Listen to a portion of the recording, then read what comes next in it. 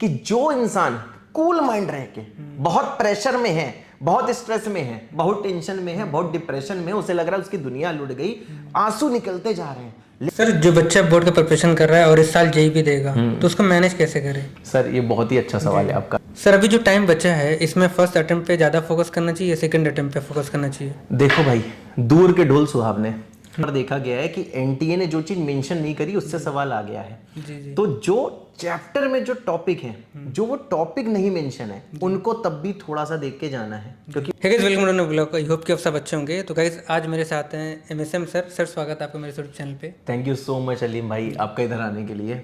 Sir आप बुला मैंने हूँ सर, ऐसा हो सकता है? अरे बस आप आ गए, बस हमारे लिए बहुत बड़ी चीज़ है।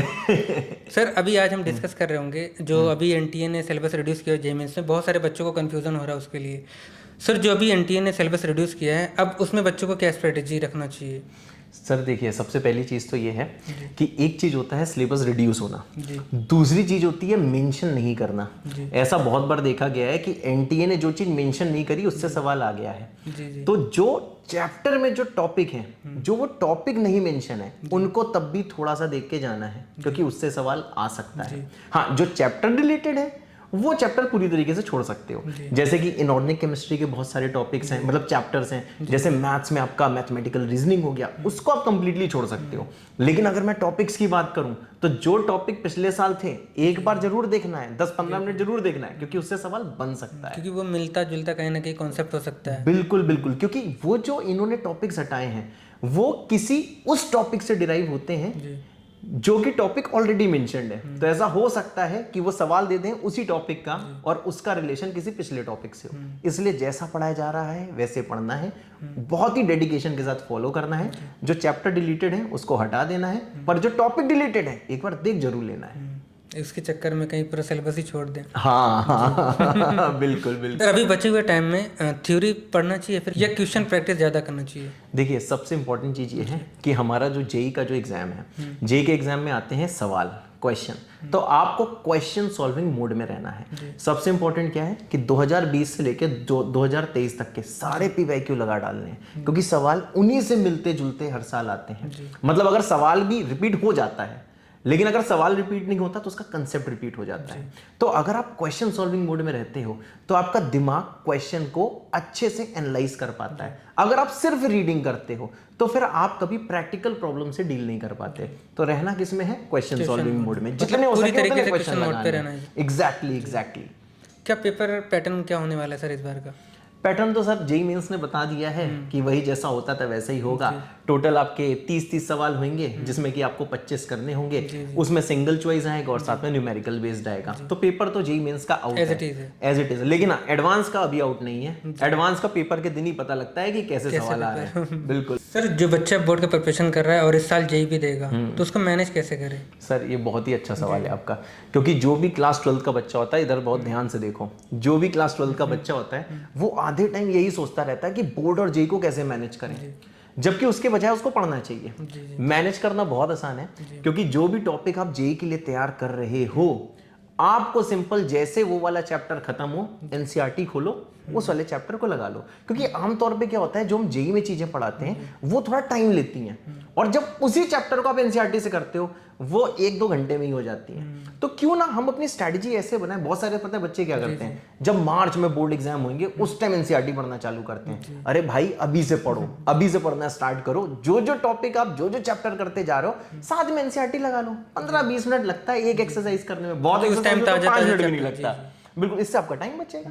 सर अभी जो टाइम बचा है इसमें फर्स्ट अटेम्प्ट पे ज़्यादा फोकस करना चाहिए या सेकंड अटेम्प्ट पे फोकस करना चाहिए? देखो भाई, दूर के ढोल सुहावने, जो दूर का मामला होता है ना वो बहुत अच्छा लगता है। सुना है ना, इंग्लिश में कहावत है, grass always looks greener on the other side. जो पड़ोसी की घास होती है वो ज्यादा हरी नजर आती है, अपनी लगती है कि घास लग रहा है सड़ गई है। एग्जाम में भी ऐसा होता है। एग्जाम में भी यही होता है।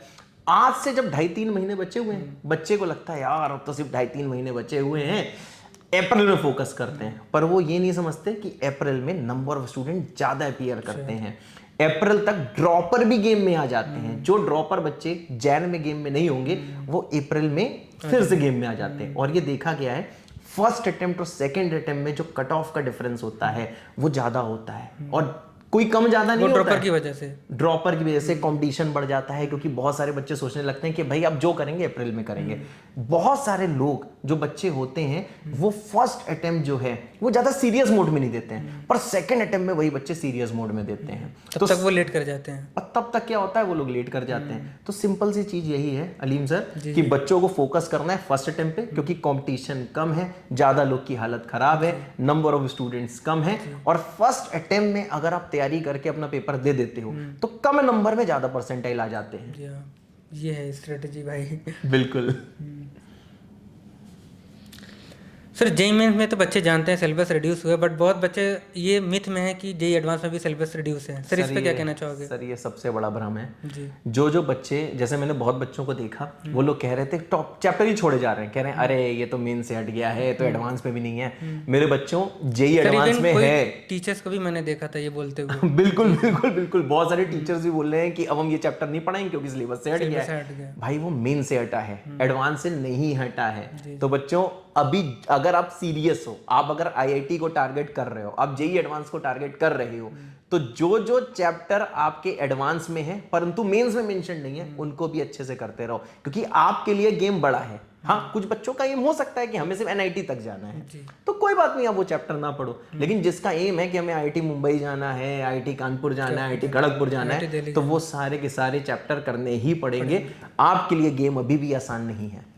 सर कोई लास्ट टिप देना चाहोगे आप स्टूडेंट को उनके पेपर के लिए? बिल्कुल अलीम सर, देखिए जो बच्चा ना बहुत खुश रह के बहुत ज्यादा पढ़ाई करता है उसी का परसेंटाइल अच्छा आता है, और जो बच्चा दुखी होके और भी ज्यादा पढ़ाई करता है ना, उसका कुछ नहीं होता, वो उस दुखी में ही रह जाता वो है। दुखी में रहता है। जो आईआईटी का एग्जाम है, जेई मेंस एडवांस का एग्जाम है, वो डिजाइंड ही ऐसे है कि जो इंसान कूल माइंड रह के बहुत प्रेशर में है, बहुत स्ट्रेस में है, बहुत टेंशन में है, बहुत डिप्रेशन में है, उसे लग रहा है उसकी दुनिया लुट गई, आंसू निकलते जा रहे हैं, लेकिन दिमाग को हल्का करके वो कलम चलाता जा रहा है, वो लिखता जा रहा है, वही बच्चा आखिरी में टॉप करता है। और जो बहुत सीरियस होते हैं, हर चीज में सोचते हैं अब तो हमारा कुछ नहीं हो सकता, और उस डिप्रेशन में 3-4 दिन वो पढ़ाई नहीं करते, तो जिस 3-4 दिन वो बच्चे पढ़ाई नहीं करते ना, उनसे कम कमजोर, उनसे कम इंटेलिजेंट बच्चा उन 4 दिन पढ़ाई कर लेता है और उसके नंबर अच्छे आ जाते हैं। तो बच्चों आप इंटेलिजेंट हो, इंटेलिजेंट सिर्फ होना काफी नहीं है, इसको मैनेज करो, दिमाग को हल्का रखो, कूल रखो, और बार बार कहो फोड़ देंगे यार, एग्जाम ही तो है। और खुश रह के वो इंटेलिजेंस साबित भी करना चाहिए। बिल्कुल सही, बिल्कुल सही। ठीक है, thank you so much sir. Thank you so much Aleem sir.